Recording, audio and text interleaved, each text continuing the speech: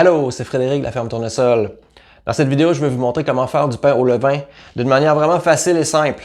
Très souvent, quand j'ai commencé il y a 2 ans à faire du pain au levain, j'ai cherché, lu des blogs, regardé des vidéos, puis les gens rendent ça tellement compliqué. Ça n'a vraiment pas besoin de l'être.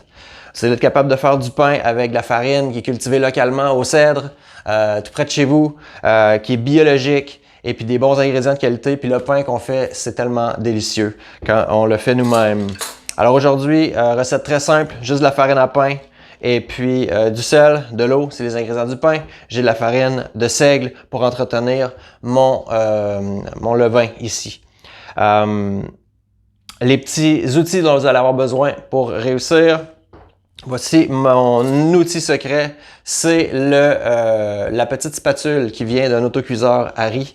C'est vraiment ce que j'utilise pour pouvoir mélanger le tout sans me salir plein de farine et garder la chose le plus simple possible. Des cuillères à mesurer, une maryse, une petite langue de chat, une petite tasse à mesurer. J'utilise la 1/3 de tasse parce que je trouve ça plus facile, pas faire de dégâts.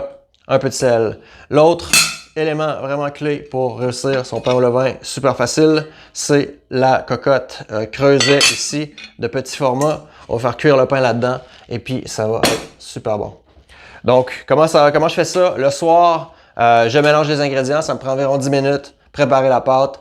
Je couvre et je laisse le tout reposer pour la nuit. Le lendemain matin, quand je me lève, je pars le four à 425. Je laisse chauffer une fois que la température est atteinte. Mon creuset est rendu bien chaud et je mets le pain dedans. Et puis ça cuit pendant 35 minutes et c'est réglé. On a un pain délicieux pour le déjeuner. Alors, première étape, si on veut faire le pain au levain, on va commencer par nourrir notre levain. Il y en a plusieurs qui vont nourrir le levain et puis le laisser s'activer pendant 20-30 minutes. Moi, je fais pas ça. Je nourris le levain puis je l'utilise directement dans ma fabrication de pâtes. Je me dis que pendant toute la nuit, il va avoir le temps de s'activer puis de se multiplier autant qu'il en a besoin. Alors, pour le levain, c'est du levain qu'on utilise moitié-moitié. C'est un levain liquide, donc d'eau et de farine de seigle. J'aime beaucoup la farine de seigle. On peut le faire aussi avec la farine de blé, mais la farine de seigle entretient très bien le levain. Donc là, j'ai 1/3 de tasse. Je vais en mettre 3 dans mon levain. Et puis ensuite, je vais mettre une tasse, donc 3 fois 1/3 de tasse d'eau tiède. Et puis, je vais mélanger le tout. Là, mon levain va être prêt à utiliser. Donc, j'ai mis l'eau dans pas l'eau, mais la farine. Je vais mettre une tasse d'eau. Et puis j'utilise, donc mon pot est toujours à moitié quand je commence. J'en utilise la moitié dans mon pain. Et puis je le mets au frigo. Je le garde au frigo jusqu'à la prochaine fois que je fais du pain.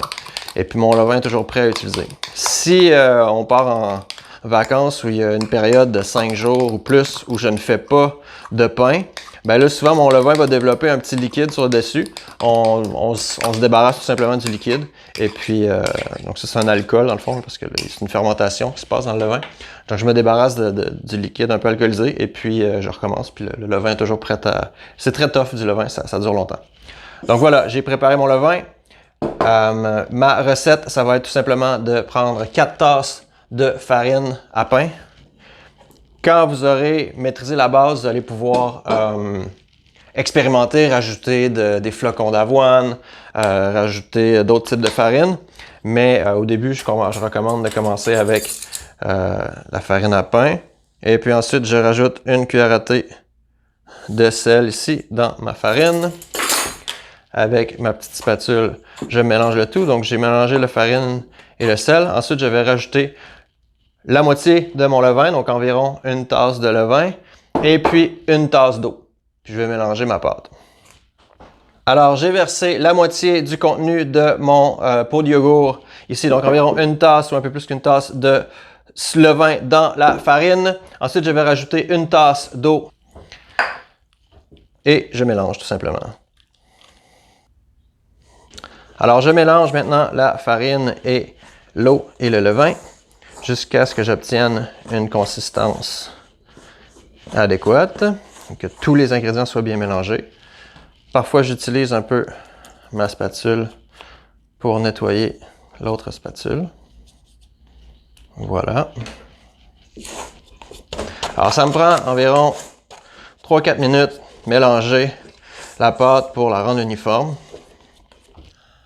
La seule chose que j'ai oublié de mentionner en intro, c'est que j'utilise des emballages alimentaires de cire d'abeille de Bee Factory pour recouvrir mon bol avec la pâte à pain.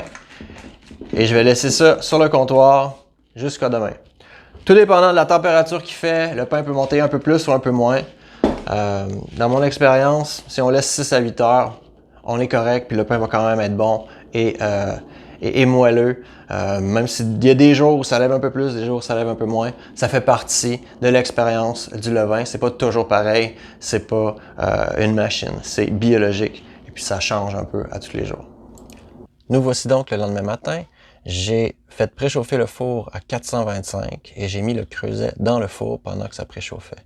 Ma pâte a l'air de ça et je la recouvre de farine pour éviter qu'elle colle dans le creuset quand je vais la faire cuire. On peut aussi utiliser du papier parchemin, mais la farine, ça fait moins de gaspillage. Alors je transfère la pâte dans le creuset qui a préchauffé avec le four et puis je vais faire cuire ça pendant 35 minutes avec le couvercle du creuset qui a chauffé également. Après 35 minutes, le pain va être prêt à sortir du four. Et puis on va tout simplement le laisser reposer pendant une dizaine de minutes avant de le couper et de le déguster. Le pain que vous voyez ce matin-là, c'était pas exactement la même pâte que j'ai préparée. C'est beaucoup plus de farine de seigle dans celui-là. Donc si vous voulez expérimenter, vous pouvez rajouter de l'avoine, du seigle, toutes sortes de choses dans la recette. Et c'est ce que ça a l'air. Alors j'espère que vous avez apprécié cette petite vidéo pour vous apprendre les secrets de la confection du pain au levain. Bonne journée.